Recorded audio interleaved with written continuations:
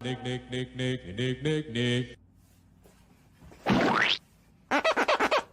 Nickelodeon. Hey, what's going on, y'all? This is your Pleasant Nickelodeon fan, Jason Pleasant, right here. And this is what we call Nick Picks right here, a Q&A on everything Nickelodeon. And I am not alone right here. I got my pals, Ryan Boyd, aka Caloric Leader 9, and my new homie of the Playlong gang. Didn't even audition, but he nailed it perfectly. My man, Jaylen Glover. Oh yeah! What's up? Whoa, Jaylen, that was a little extreme right there. My bad, man. I'm excited. This is my first Nick Picks, man. I'm ready to get it on. Might want to turn your volume down, man. Yeah, definitely. You probably definitely want to turn your volume down. Now, guys, this is very. Hold on a second, guys.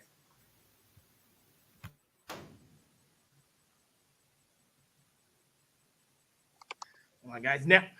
Now, before our guest comes in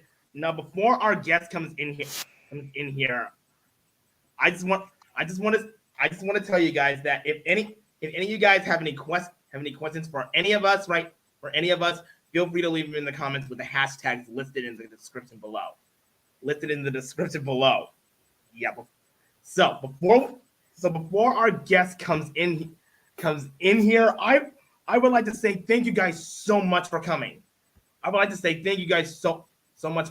if you'd like to support any of my content on any channel that I post, whether it be on my Jukebox James Pro YouTube channel, my Nickelodeon channel, which is this one, or my main channel, My Jesse Mac Entertainment, be sure to support me at www.patreon.com/MJM Entertainment. And also, don't forget to book your request on Cameo.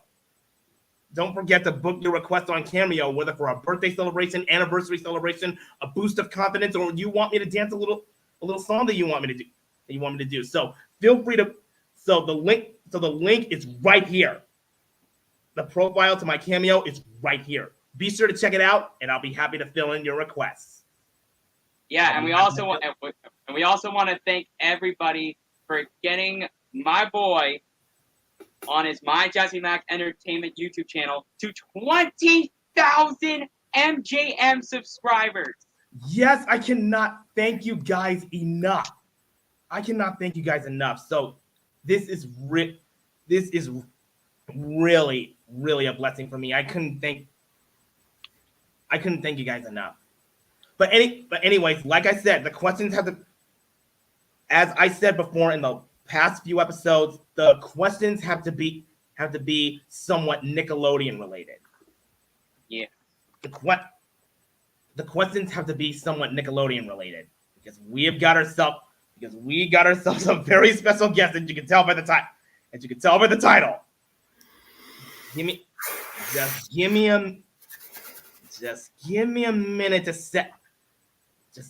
me a minute to set it up. All right. I was worried about saying anything because I wasn't sure if my audio was fixed, but can you guys hear me now? Is it bad still, or do I need to make any other changes? It's better. Okay, yeah, because I just wanted to make sure, but yeah, man.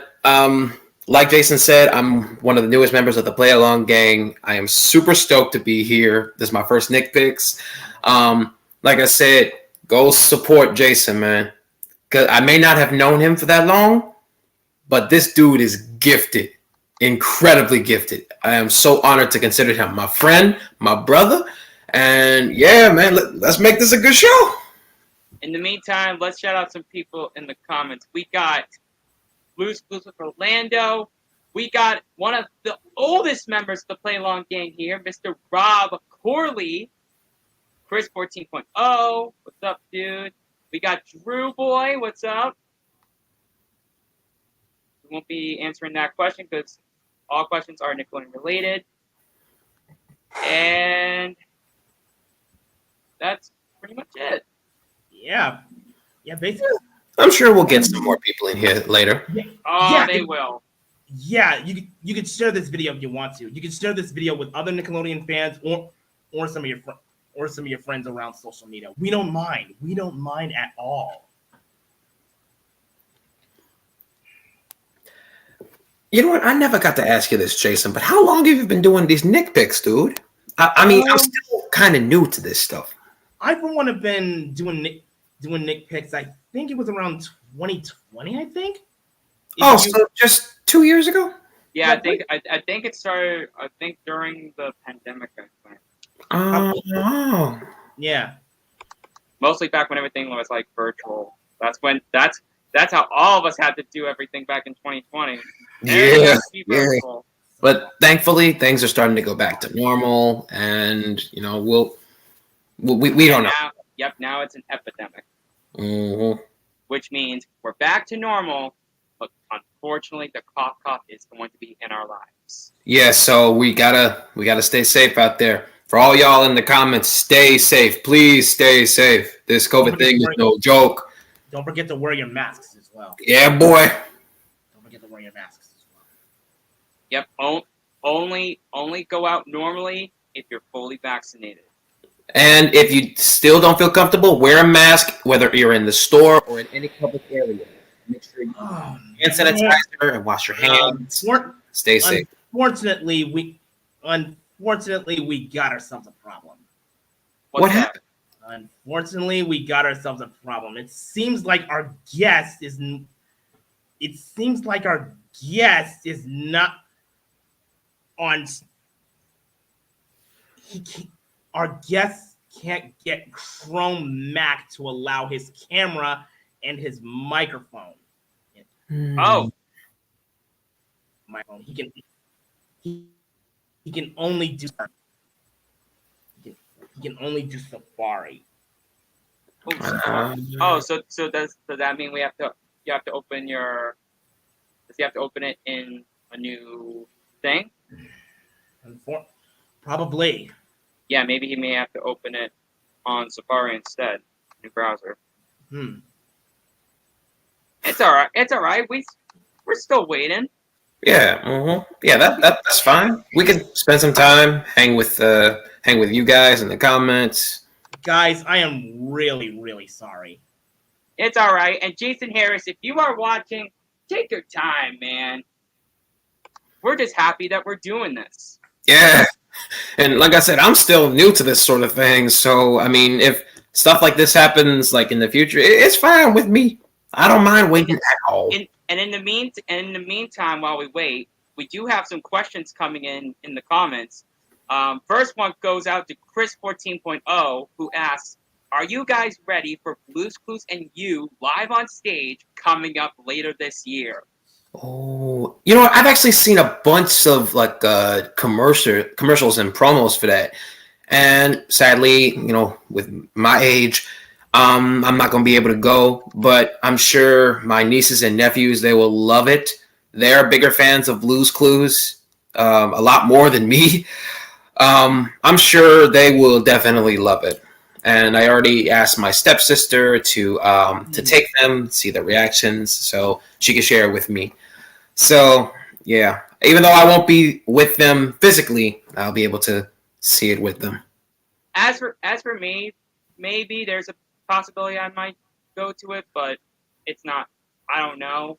The only show I might have to attend is the Boston one, and I really don't know, depending on our schedule. But even if it doesn't happen, I wish everyone who is going to the show have a good time, take photos when appropriate, don't film the actual thing.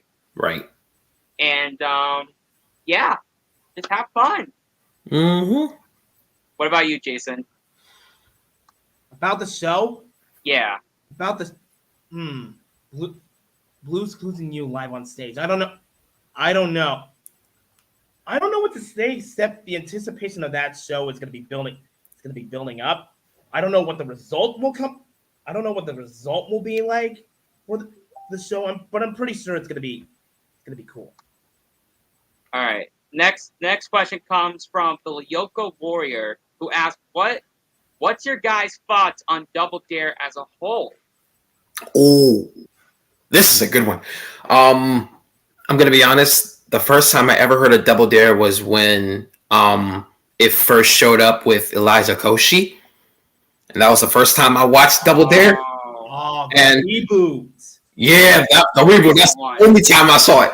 And when I learned that there was an older version of Double Dare, and I had no idea, I did some research and I looked it up, and I saw, they brought it back. Because Double Dare originally was the original one with Mark Summers as host, Double Dare 2000 with Jason Harris, who we're gonna see very shortly, and hopefully, and the reboot, which has the girl you just mentioned, and by the way, Mark Summers was involved in the reboot. Guys! Hold your applause! Hold your applause! He's here! Oh, he's here! But before we do so, we gotta pull this out. Oh my God! Yes, we do. On your mark, get set, go! These two dudes are building up their excitement when we have our guest coming in for the 8th episode of Nick Picks. The first person to bring their excitement up to a whole new level gets control of round 1 on the show where GAC meets greatness for all mankind, Double Dare 2000!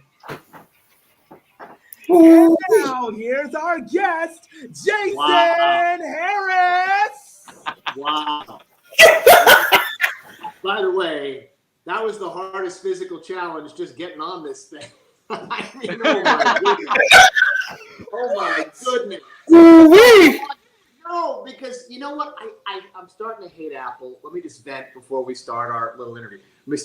I just need to vent. It's like I'm on Zoom and all of these things all the time, and now it was like Chrome wouldn't give me access to the camera, but Safari would block me from going onto your site. So now I'm on, like, I have an iPad propped up on. So there you go.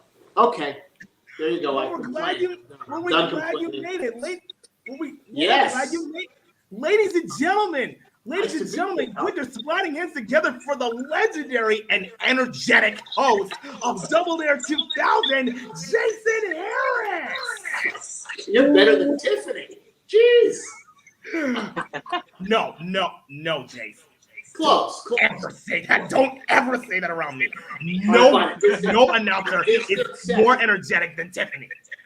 You're more energetic. Seriously, I'm just a fan. Wow. I am so glad that you came to the 8th episode of Nick Picks, Jason. I'd like you to meet a couple of fans who used to watch the show, Ryan and Jaylen Glover. Hi, how's it going? Hello, how are you, sir? I'm all right. I mean, now I'm going to drink some coffee and now chill that I'm on. So, hey, yeah. So let's go. Okay. We got a little question, I think, from Srens. I think that's how you pronounce it. Wow. I wanted to ask you, what has inspired you to become a game show host? That's what inspired me to become a game show host. I don't know. That's a tough question. When you're doing like this sort of business, it kind of just sort of happens.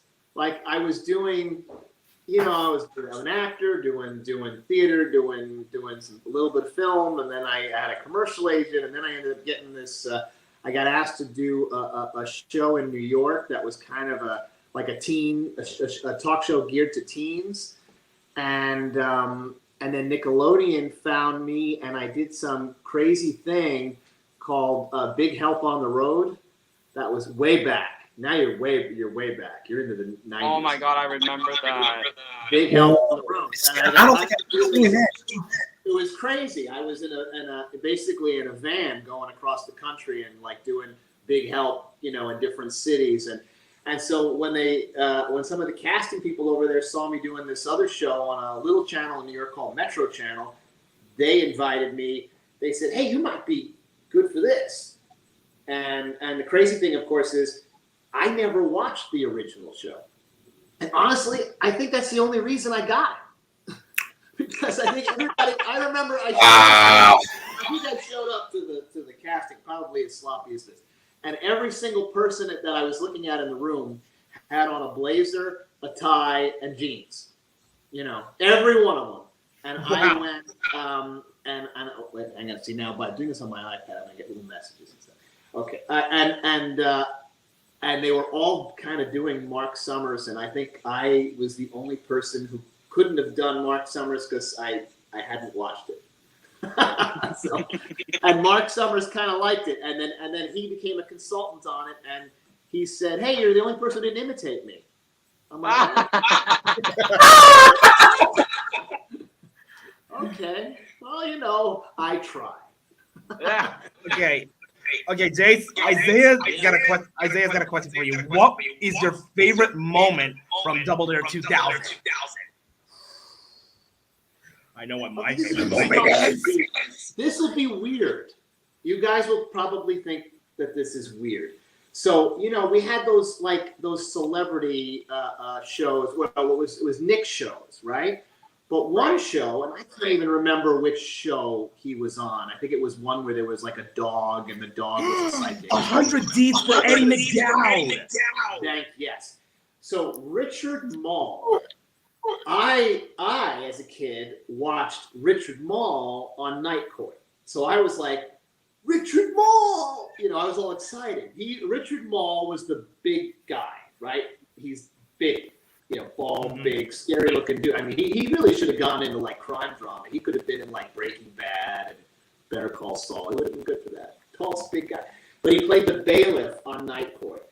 And he was on the show, and I was like, how cool is this? It's the dude from Night Court. And we're doing the game, and he was a little bit like big and a little bit clumsy. And we're doing, I don't remember if it was, maybe it was like the first physical challenge. And he's out there doing something, running around, and he slipped on the slime, and down he went. And I mean, he's a big dude. He's 6'5" or whatever the heck. He went down. I'm gonna have to watch that episode again. I'm reacting as real time, right? We're doing it real time. I'm the host. I'm reacting. I'm like, oh, that, something like that. And I had to wear this little thing. They loved Nickelodeon. Always wanted me to wear the little thing so they could scream notes or if anything went haywire. So all of a sudden I'm hearing in my ear, and they're like, don't talk about Richard Mall falling because we're gonna cut it. We're not gonna show it. Don't talk about it. And so I'm like, wow, really good play by Richard Mall. I'm trying to cover up for it, and he's down on the ground going, and apparently he probably just loved the slime. Yeah, he couldn't get up. Finally he got up, and I'm laughing. I don't remember what showed up in the actual episode. Maybe they eventually cut out because I thought that was the funniest thing in the world, and they wouldn't let me talk about it.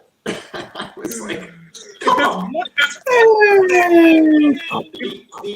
The other thing I'll say is my favorite in the show, basically overall, was I don't know if you guys know, we did like 4 to 5 to 6 shows a day. It was insane, right? It was a deadly schedule. But the last show before lunch and the last show of the day, we would do a show, and then we would do the bulk of the show, and then we would do the slopsticle chorus at the end, right? We would do, let's say we did 3 episodes. We would do the show, the slopsticle chorus, the slopsticle chorus, the slopsticle chorus. The last one before lunch, and the last one before we wrapped was a free-for-all. So whenever you see all hell break loose, people throwing stuff and going crazy and the whole place like becoming a mess, that was the last show. So I wasn't allowed to do anything like that when we were having this crazy schedule. We tape. So I had to do the end, and then I'd let them throw stuff, and I would wave by, and that's the end. But the last show was when you would see, I would go in there and start throwing stuff at people. They would throw me. The rest of the episode, anytime it was like everybody going crazy and attacking everybody, that was the last show before lunch or the last show of the day, and I always look forward to that. And I wish I was there to see that. Jason, if there's one, Jason, I have to tell you, if there's one thing I absolutely love from the show entirely, other than the slopsicle course, it has got to be the one, the only. Hold. Sorry. Stop. Sorry. I think I know what Jason's gonna say. I think I know exactly. It's the triple dare box, isn't it? Here we go. You know we're gonna have It's none other than the one and only. Yeah, I knew it. Triple dare box. Worth $3,000, baby. Yes. Triple the dollars. Let me tell you, folks, how Jason Harris does the Triple Dare Challenge. That gets me every time, especially when he calls out the stage hands to bring out the box. Tia, bring out the box. Yeah. I don't know which one it was, but I think I remember seeing this one episode where I think they brought out forgive me if I get this wrong. There was this one challenge where they have to serve breakfast in a shaking house or something. Yes, I remember that. I actually have a little clip. I actually have a little clip of that. You do? Oh, no. I actually have a little clip of that, but I may have never seen it. It's not actually full. It's just a little snippet. It's just a little snippet when the blue team is going for the Triple Dare Challenge. You guys want to see it? Yes. I thought so. Roll the clip. Okay, so now it's worth $300 and a $500 Toys R Us gift card. Now, I should remind you, your responsibility. I know it seems so easy just sitting here, but you have to keep the bowl and the cup in place. Now, if you want to go for the Triple Dare Challenge, it's worth $300 and that gift card. What do you think you want to do? Oh, they're screaming. Okay, go for it. Yeah, they are going for the Triple Dare Challenge. And it's a celebration. Will, do me a favor, my friend, and open that box up. What's in that box, Will? Pull it out. Ah, a clock, and the clock says 20 seconds. Now you folks have to serve this breakfast in this shaking house in 20 seconds. Okay, now, Jason, I gotta ask you this about the Triple Dare Challenge boxes. What has got to be the best item that has ever been pulled out of the box? What has got to be? You know what? So this was a show that didn't do a whole lot of rehearsing, right? They threw me. I was like, when I got hired for this thing, I was like, there you go, pal. Figure it out. And I remember I got there on like the first day. Actually, if you ever want to see something funny, try to watch. I don't know if they're still there or they're probably on YouTube, right? The first few episodes, I am like screaming all the time because, I mean, I was always a little loud, probably still am. But in the first few episodes, I was particularly screaming because even though I knew in my head, you know, that just because the camera was like 100 feet away from me, it still was like if I sat back here and talked to you guys, I'd probably talk to you like this. So I was always like doing that until I said, you know, Jason, you don't have to yell. We hear you. So I'm like, oh, okay. As far as the Triple Dare Challenge, remember, I had 5-6 shows a day, and I never knew what the whole stuff was going to be. So I would come in the morning and they would say, okay, here's what we're going to do. This thing, you pop that, it comes down here, you move this thing's going to come out, then you're going to do this, talk about that, and then you're going to pull this out, and then that's where we're going to go, and that's going to be the, and it was like, what happened to just throw the balloon and like hit the, like, that's the first one. This is like these crazy things. I'm like, it's going to take me 20 minutes to describe the game. And they were like, no, I got to do it like, can you do it in like a minute or 45 seconds? I'm like, the ball, so, I mean, this is short-term memory at its, this is like cramming for finals. I would go in there and cram, get it, do it, the box, the whole thing. And then as soon as it was over and I would leave, I don't even know if I remembered what happened. I mean, I would walk out of there and be like, what did you do? And then people would say, do again? Oh, they were like, that stunt didn't work that well. I'm like, what was it? I mean, it was literally like, we were on to the next. So, I mean, there's certain things that were the same, like running the slopsicle course, pretty much that, like, I enjoyed it. It's just play by play, mess around with the people, let it end, go crazy. But especially that triple dare challenge was a little bit of a heart attack every single show. Because I never sure what we were doing. I had to learn it. Like this, like go, and do it like rattling it off like I knew it like the back of my hand. So So I don't remember what came out of the box. You might have to tell me what came out of the box. I don't even. I got. Oh my God. 20 years, that's 20 years ago. So not only did I not remember it then, but now 20 years later, I'm like, I sort of remember there was a box.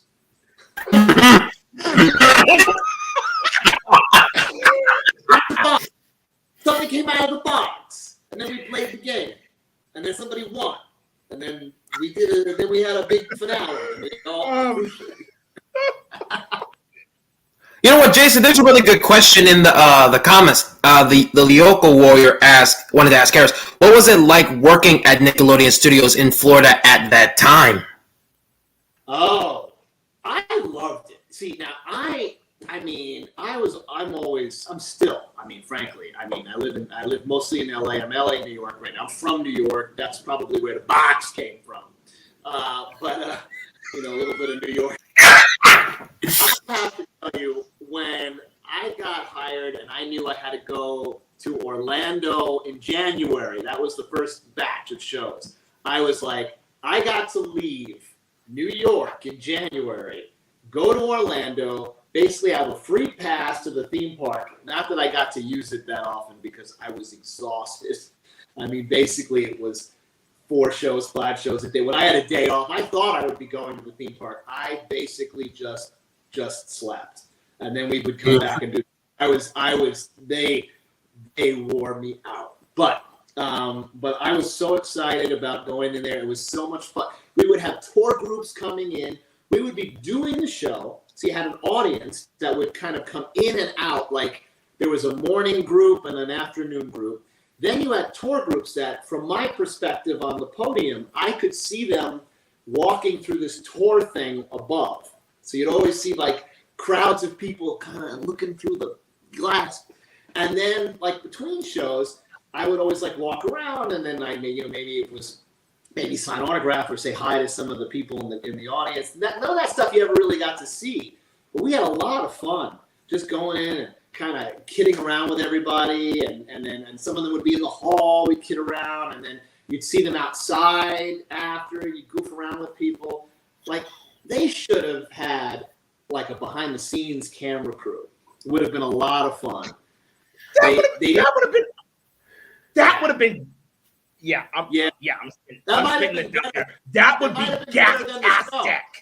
have made a lot more sense. It might have been a little better than the show. We had a lot of fun. And then it was also funny when you had those like people who were a little too old to be fans of the show would come up to you and be like, hey, I love this show. And you'd be like, whoa, hey, nice to meet you. That's one of those guys. Hey, Jace. Be like, Hey, Jace. We got a question just for you from Allison Clark. What have you been doing since the show ended? yeah, absolutely nothing. I just kind of hang out here and do nothing. Absolutely. No, I'm just, yeah. Is he serious? He might be. I don't know. A large part of what I do now is I run a company that does voices for TV and film.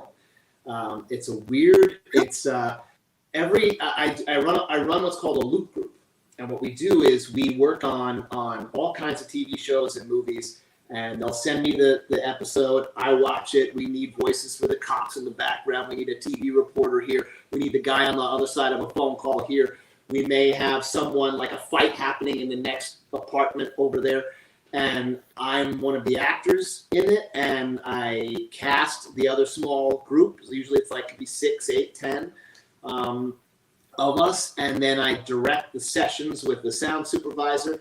And since the pandemic, it's all remote. I've got a voiceover booth. I could have done this from there, but I have in this apartment, and we're moving, so I'm gonna have a bigger booth soon. I have a voiceover booth, and we all connect live, and we have the episode running, and we do these scenes. I'm trying to think what shows. I do For All Mankind. I'm doing a new show on Fox called Monarch, which is coming out in the fall. I'm doing, oh my gosh, I have a lot. But, anyway, a whole bunch of shows on all the networks. Single Drunk Female on Hulu and Life and Death, the Amy Schumer Show. We do that. We do a lot. And that keeps me pretty busy. I probably do like 10, 12 series a year and some movies. We did some stuff for Dune. So we do a lot of films. I just did a Netflix horror movie called Boo, or maybe they changed the name. I don't know. So that's a lot of what I do. I've done a bunch of animation also, but like so basically, but to run this company, like my on-camera career is like right now. I mean, I'm hoping at some point the company I don't have to like run it all the time, so that I can like do more other stuff. But it's pretty busy. Okay, so wait. Oh, thoughts on my co-host Tiffany Phillips? That's an interestingly phrased question. Do you still keep in touch with her? I was getting ready to ask.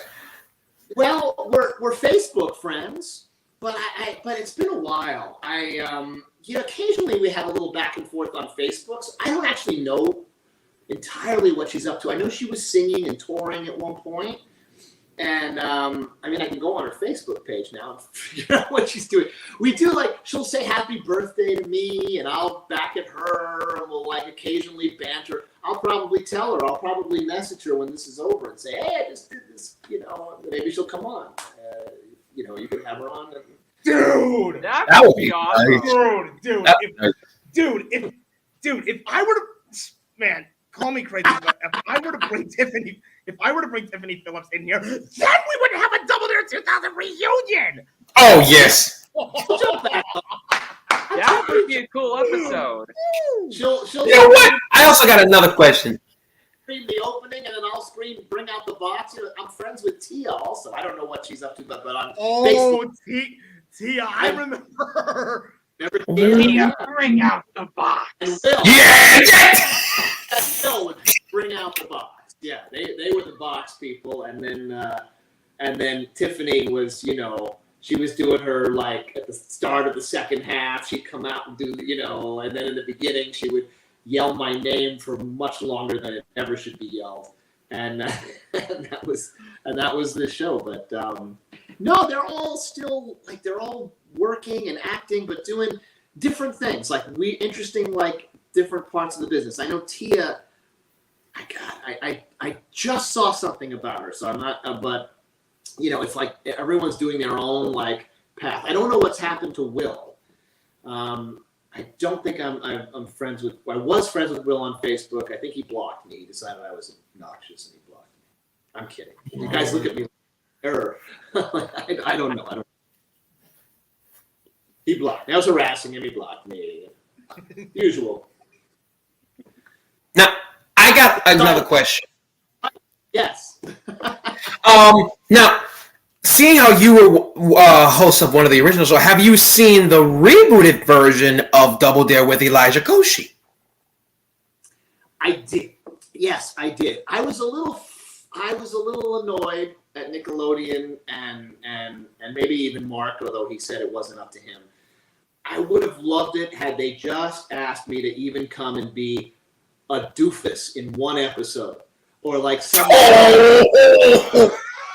And I wouldn't have asked. Why didn't they contact you? They did. If I had known more about him, and if they actually made him appear in the new show, I would have flipped. And I wouldn't have asked for a penny. I wouldn't have asked for anything. I mean, I have my own business. I'm fine. I would have like just gone, and I would have like whatever.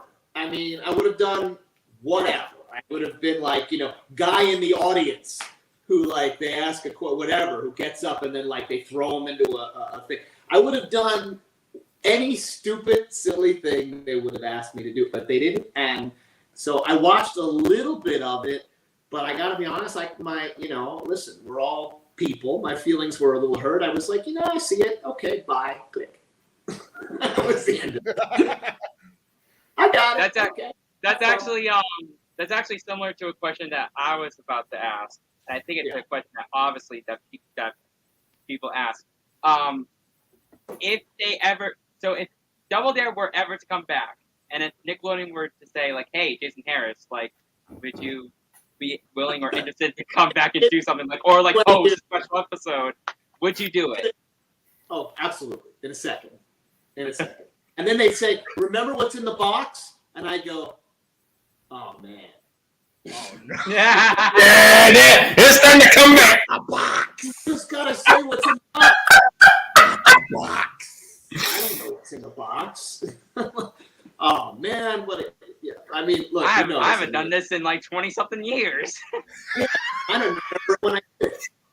How am I supposed to know what's in the box? Yeah, I would. Oh, absolutely. I would.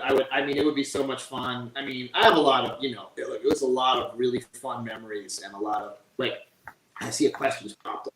It's kind of funny. Occasionally they pop up. Occasionally you pop up. What was your favorite part? Didn't we talk about this? Well, we've been on for 3 hours, so maybe that's why. I loved the slime fights. That's really, to be honest, that would be the thing that I actually I remember it. I chuckle about the slime fights. I do. I mean, if I could have just done that, I mean, they wouldn't have appreciated it. I mean, that would have, you're supposed to be a professional, and if I just like came out and immediately threw something at one of the contestants, hey, we're here, we're live, I would have been totally into that. I mean, even the ones that I got a little nervous about. There's another one. All right, to answer that guy's question, remember the one with the crazy wrestlers? Oh my God! What was that guy's name? Because there was a guy was it Evan? Evan 9? Is that the guy? There was some wrestler. I don't remember, but I do know what you're talking about. Yeah, the wrestlers came on the show and they dragged me. And I mean, I'll be honest, like I had a mic pack on my back. I had things, and they didn't consult with me. They just decided they were going to throw. It was the last show of the day, and they just decided they were going to like pick me up and body slam me into a thing at the end. And it is one episode. There it is. I'm in it. They slam me. It's not totally faked, I mean, I think they had to bleep me because the guy picked me up and threw me on my mic pack in the thing of the gack, and the gack back. Yeah, and it hurt a little. It hurt a little. It was a little. I was body slammed. It wasn't if he didn't like dry. He didn't like gently. But I think that guy works at Port St. Lucie, the Mets Stadium in Florida. And then he invited me down there like years later, and I went and I went to a spring training game and watched the Mets, and I went up into their booth and like chatted with them, and he's like the announcer or something. I think it's the same dude.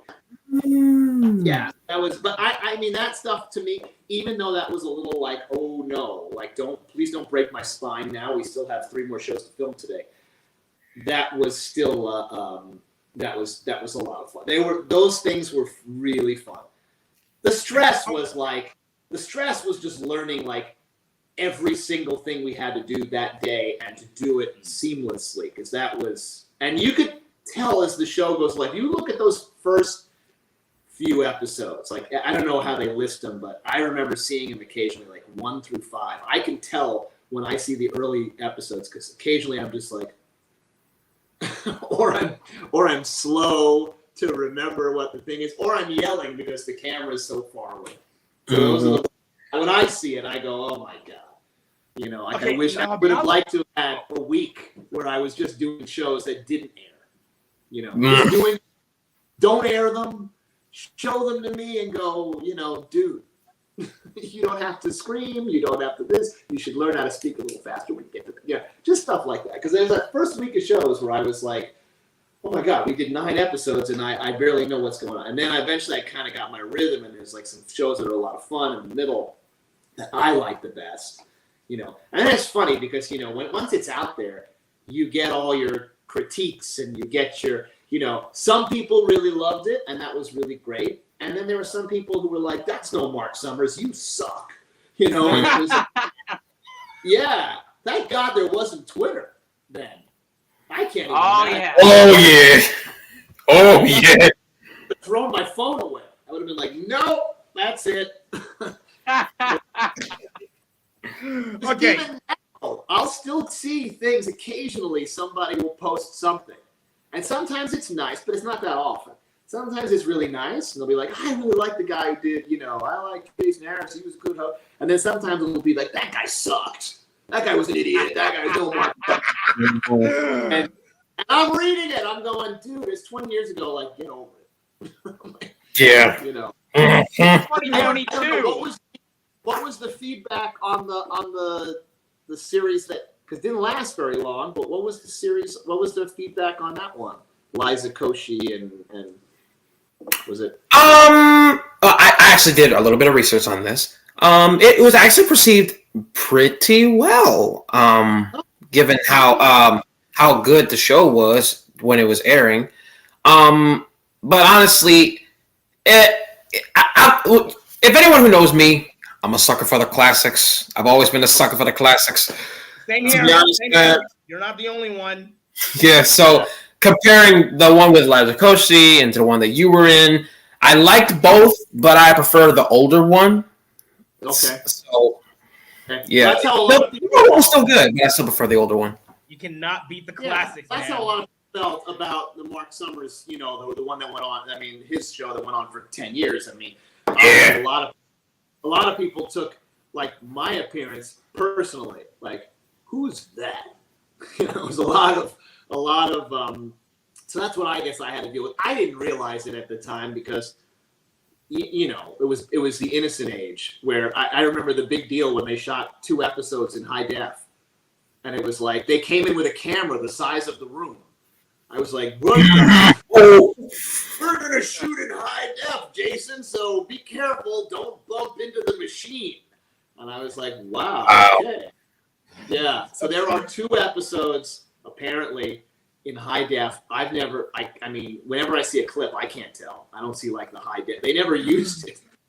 I don't know if I've ever seen the high def episode, but you know, I guess if I were going to have one for posterity, you know, it would.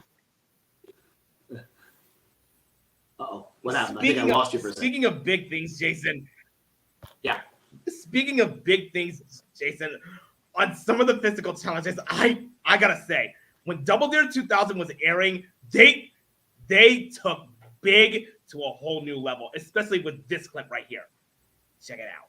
Okay. Stand right here on the edge of the stage. Right here. Come right over here. While we bring out the kitchen. Bring out the kitchen. Yes. The crew has worked. Applaud for the kitchen. You can do that.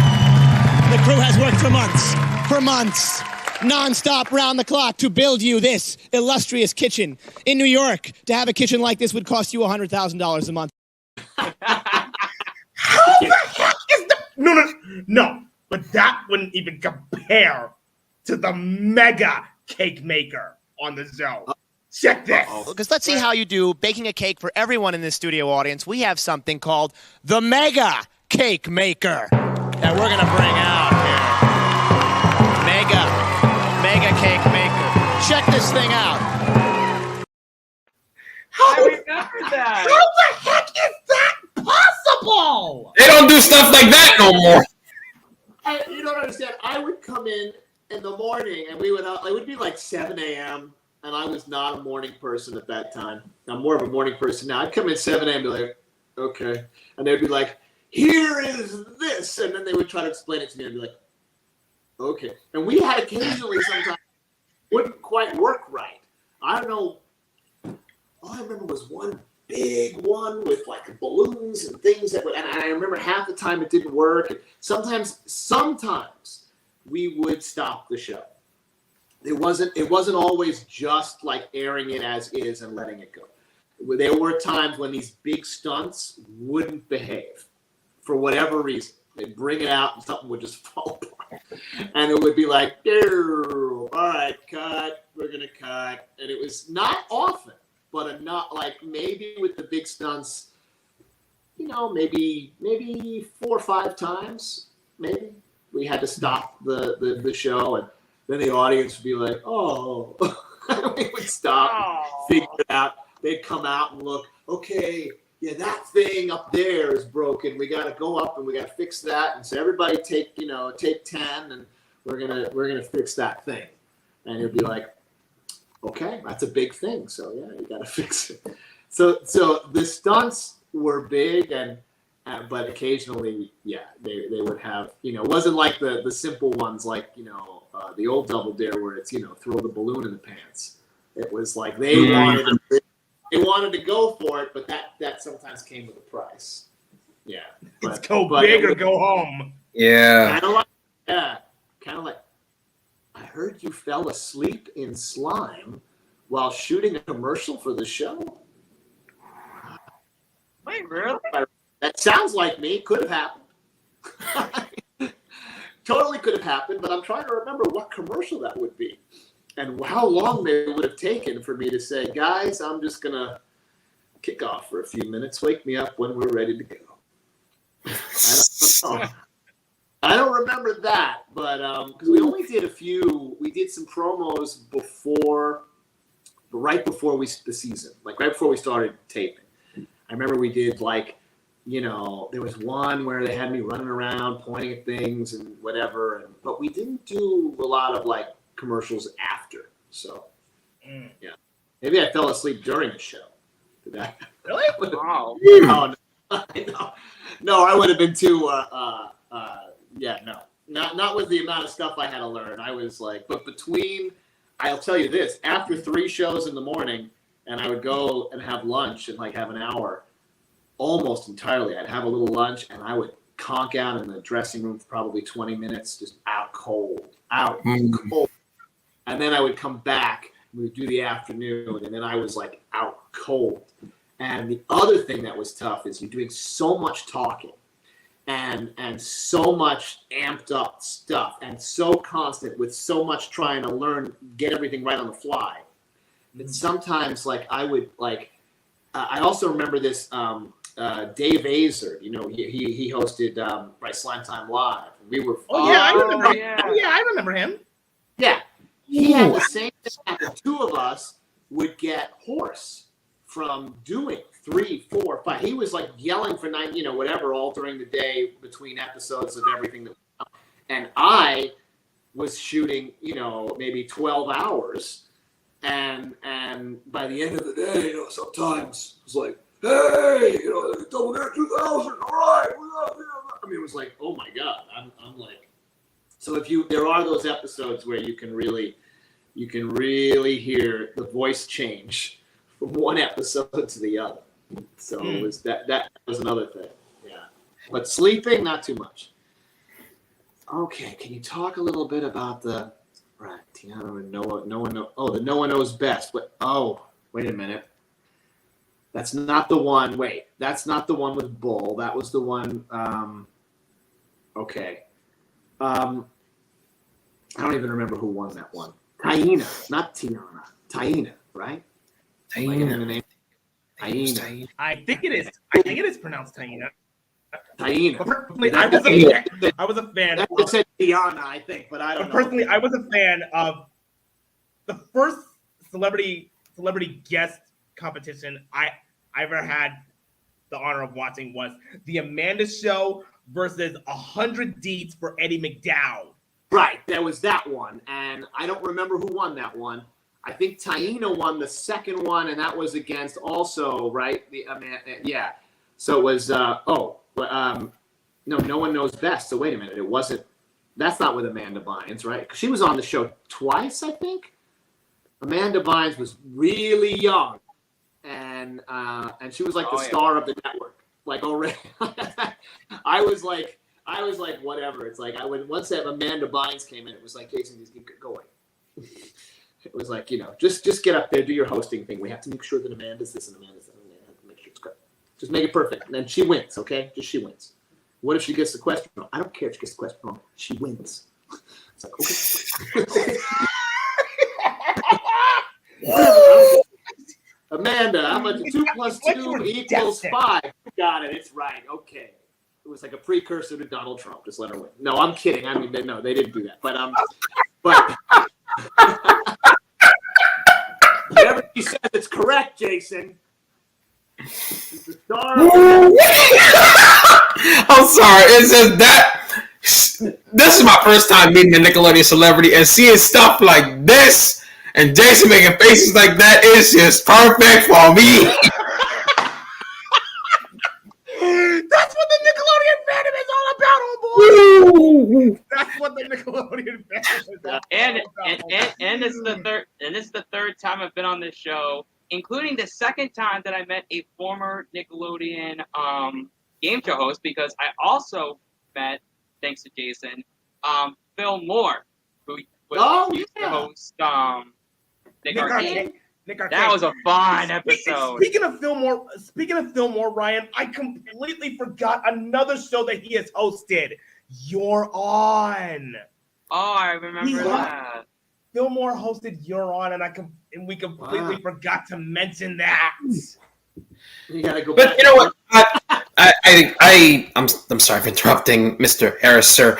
I just had to ask. I feel like this is a good question to ask, so that way I know what everyone's experience was like, whether they were in a particular industry or not. Was there ever a time where I know you may have mentioned this, but was there ever a time you felt like you were doing too much or too little when you were doing a particular show? Oh. You mean a particular episode of Double Dare 2000 or a particular show? Oh, a particular episode, I mean. Oh, well, I think the challenge of I feel like, anything you do, it's like any show you're working on. I mean, there are patterns to the show and basically rules. It's like you follow a structure.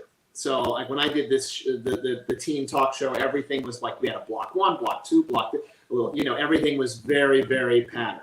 So at times, when you wanted to do like what I said to you guys earlier, how fun it would have been to have a camera behind the scenes for some of the silly things that were very impromptu, which I really got a kick out of.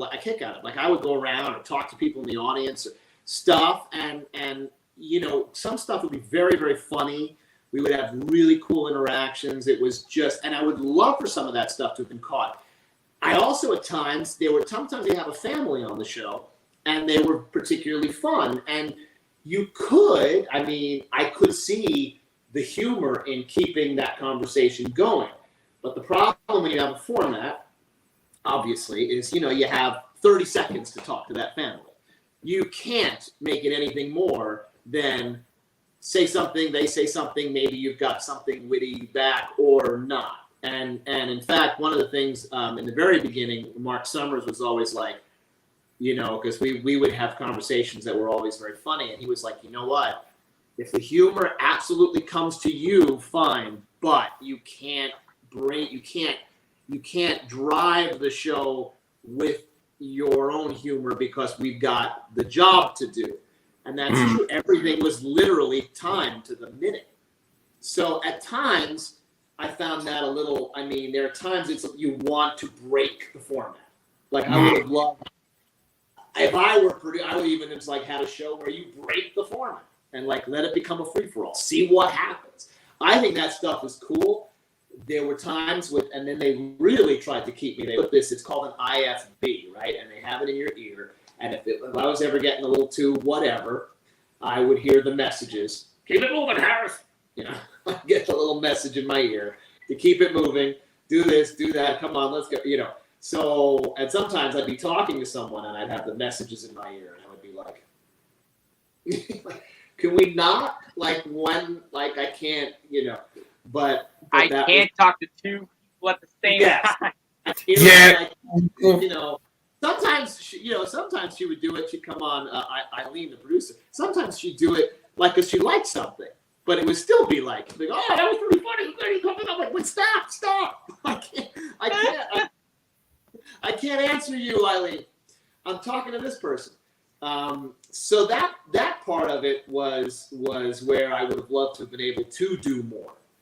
On the other side of the coin, there was so much show to do that a lot of times, it was just like, oh my goodness, how, like, I don't even remember what we're doing in the second half of the show.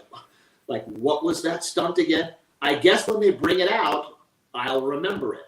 And then it would come out and I'd be like, the kitchen! Yes, it's the kitchen. And then I can go on and vamp, on the kitchen and what it is. But I mean, that was a little, there were definitely times I had it, I was definitely occupied. I actually found it hard. I'm terrible with names. Always have been. Me too.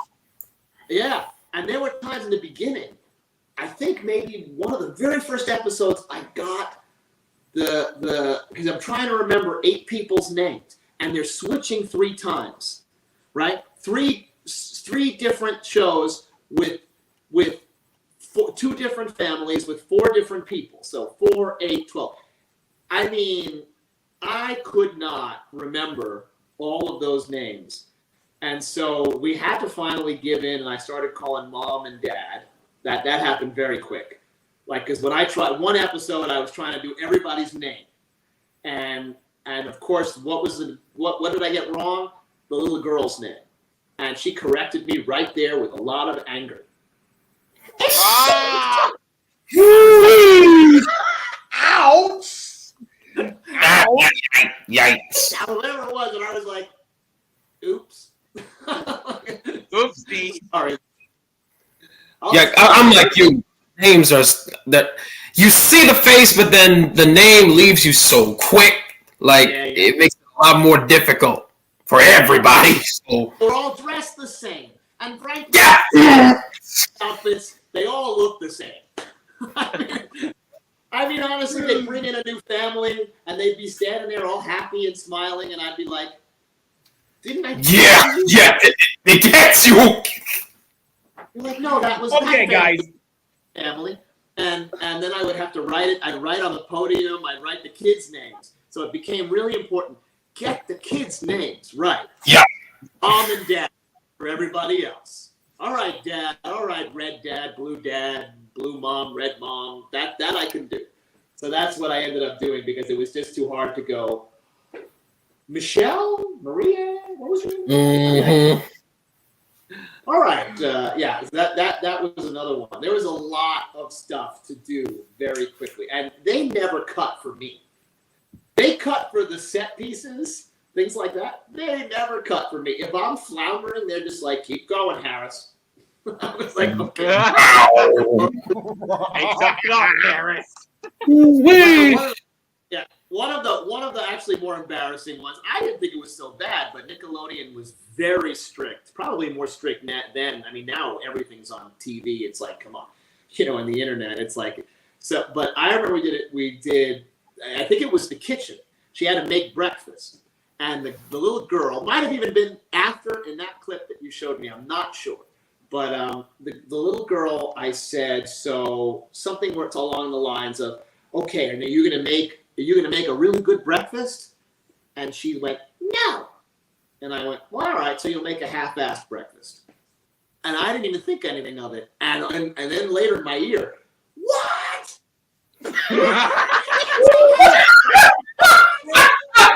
I'll be ready to say, I bet they were going off. Half-assed. And I was like, what's half-assed?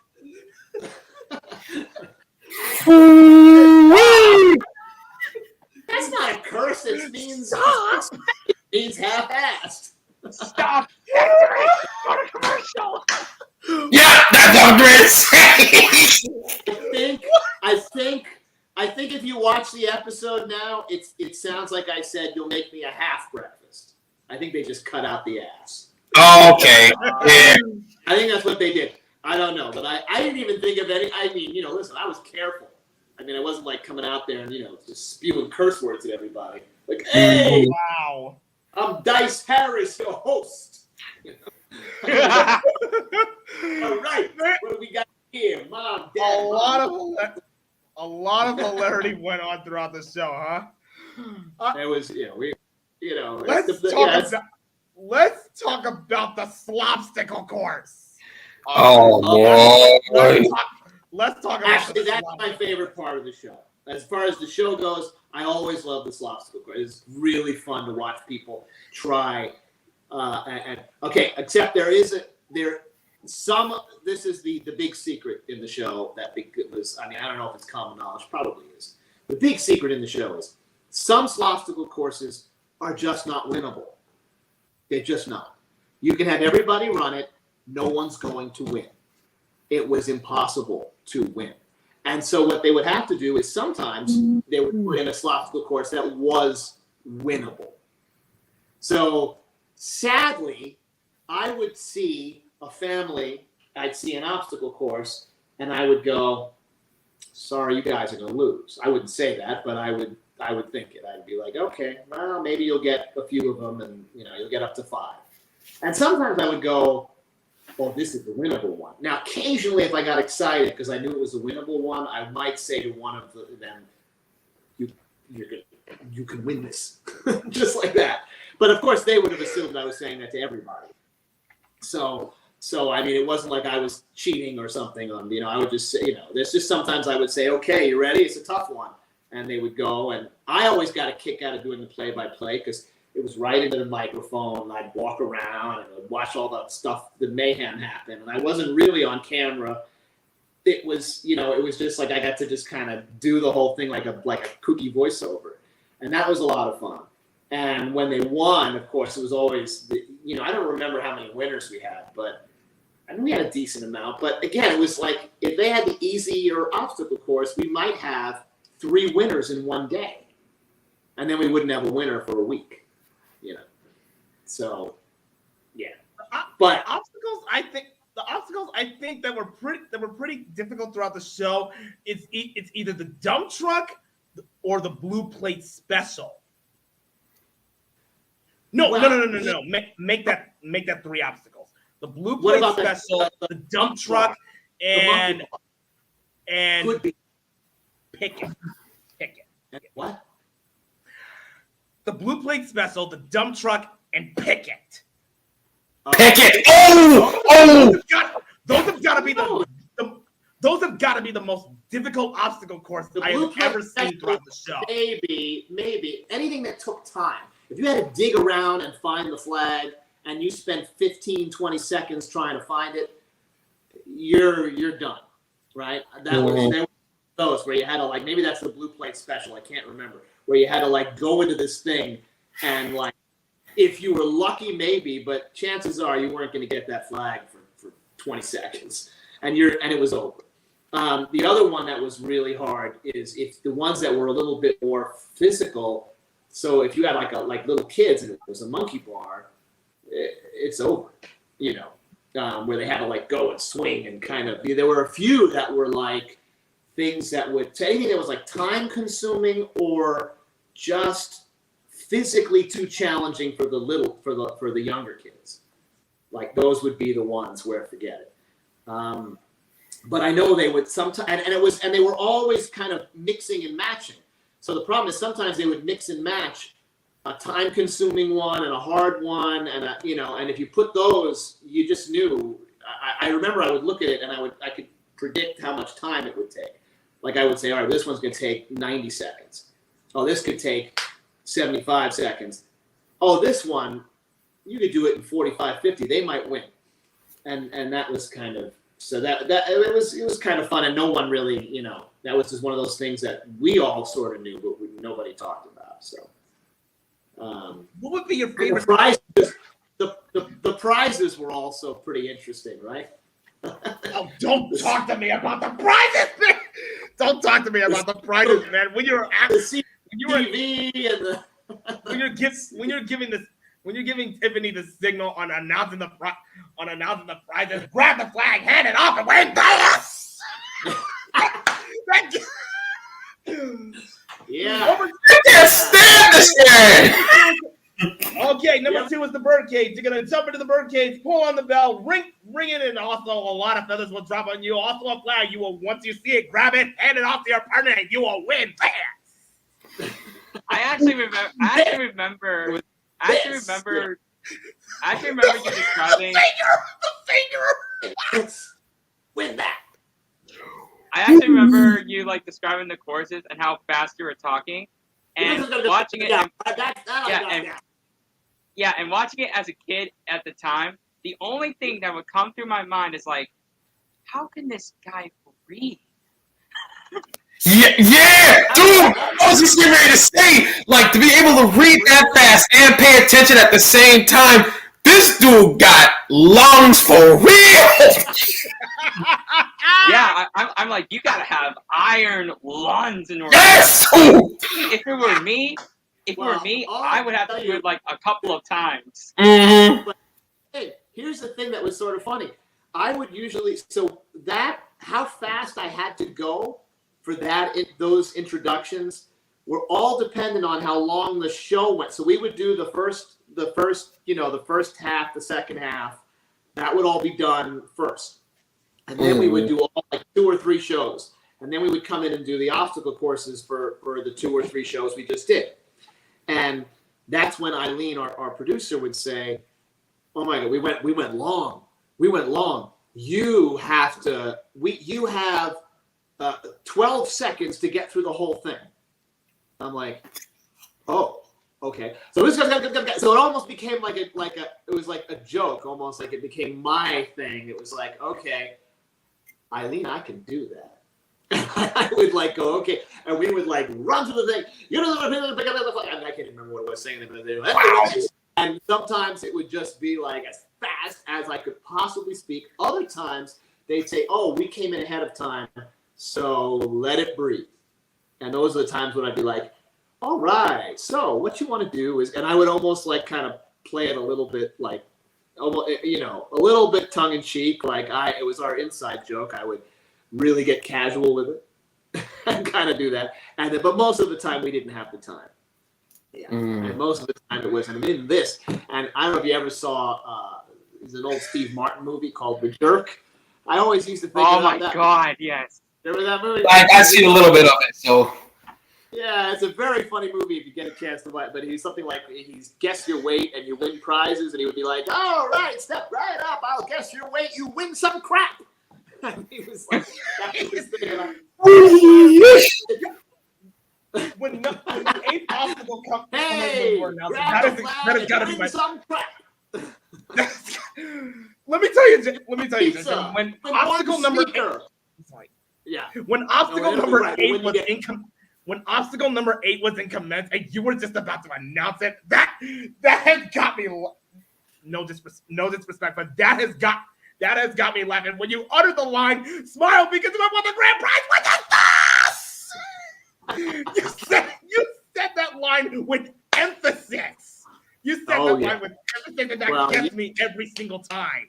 Yeah. I'm getting ready to say, because there's got to be there's always a sense of joy when it comes to doing these shows, isn't it? Because you're not only doing this for the audience and for the show, but you're spreading so much joy to everybody who watches the show and stuff like that. It's got to be a lot of fun. It has to be. It is a lot of fun. Yeah. Yeah, I It was is a gonna say, out of what you described, like the busy schedule and whatnot. At the end of the day, I can even see like you had a lot of fun. Oh yeah, no, definitely. It was definitely a lot of fun. It's silly. It's and I mean, look, and sometimes the prizes, I mean, these people might be in Orlando, and the grand prize could have been a trip to Orlando, and you're just like, how am I going to sell that? If you win, Universal, you get to stay here. Studios Orlando.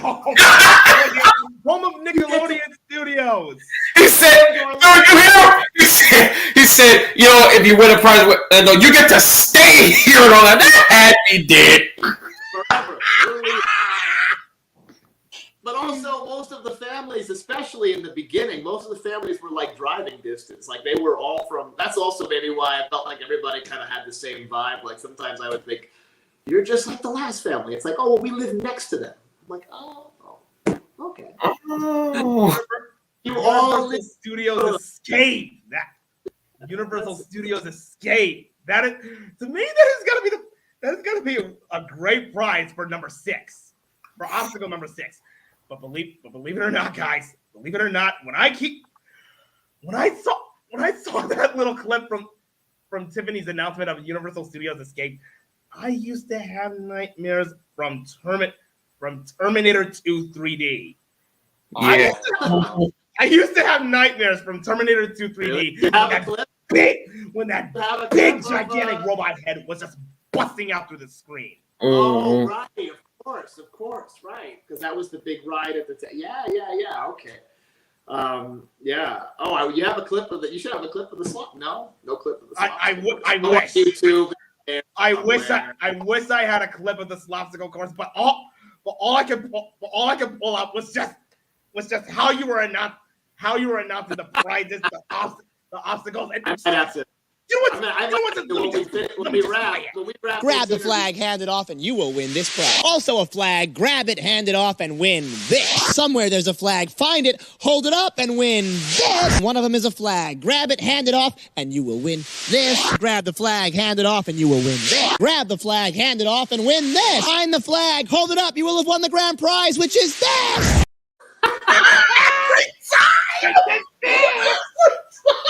I like it. Look, I liked how he curled the finger. Like this is just like, I love the curling the finger, dude. That and me. That I can already tell from that clip. That's one of the first episodes. It's got to be. I know it's one of the first episodes, and I think by that point of the show, I was so relieved that I got through the hard part of the show. That's why everything was like this. I was like, I know this.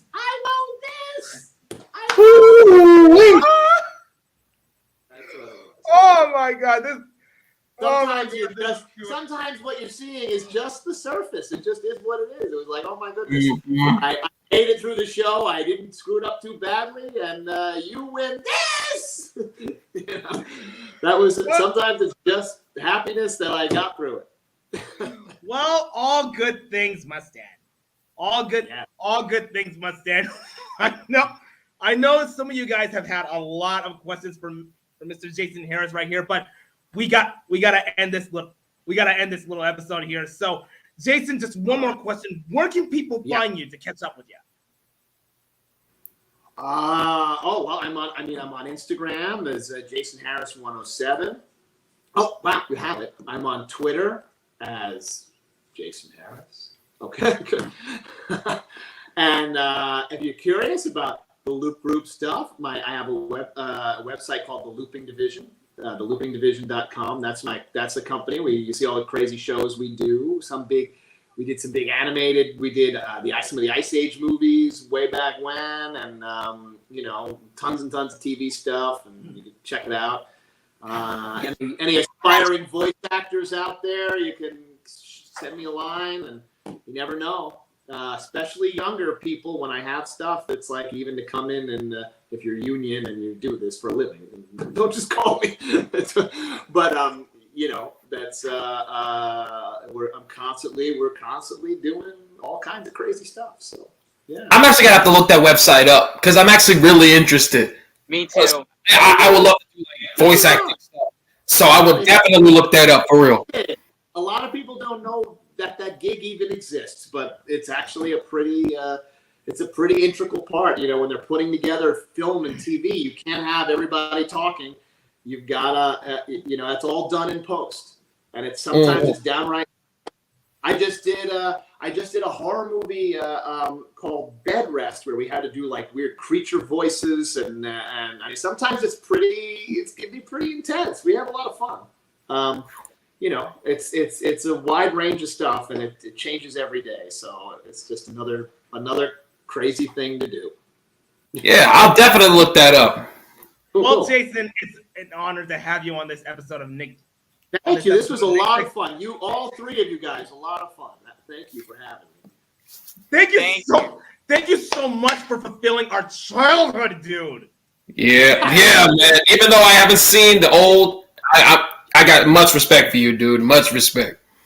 Oh, awesome. Thank you so much. That was fun. And to all of you fellow splatters out there, I'm going to plug this in one more time. If you'd like to support me on future episodes of Nick Picks or any other content on any of my channels, which is Jukebox James, my main channel, My Jazzy Mac Entertainment, or on this channel right here, Pleasant Nickelodeon Fan 1994, be sure to go to patreon.com/MJM Entertainment and support me right now.